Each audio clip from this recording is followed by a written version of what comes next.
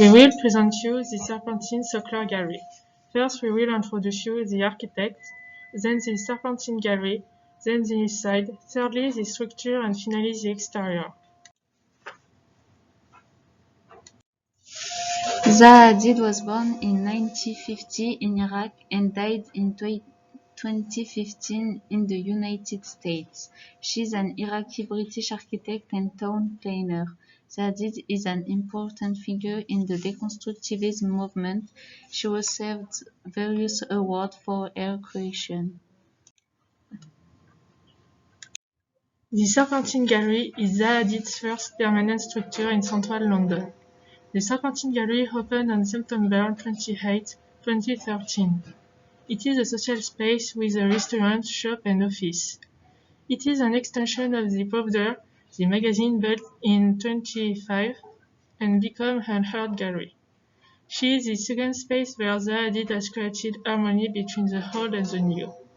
The project is divided in two parts: the conversion of the pre-existing building to brick, and old Pov magazine from 28 and 5 called The Magazine, and the intensive structure.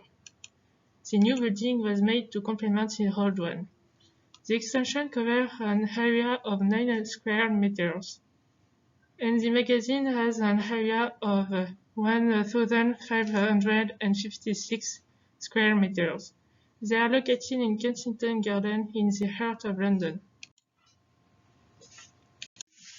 The 900 square meter building is just one room. White is the dominant color in the building. The floor is grey to create a contrast, and the furniture is pastel in color. The extension was designed with a different form of the historic building to create a dynamic wall between the architecture of the early 19th century and the contemporary architecture of the 21st century. The extension is therefore made up of a curvilinear steel skeleton. The facade is in glass wavy, 5 internal columns that create the high point of the roof and let in natural light. The facade of the extension are made of glass, so the natural light coming from all directions.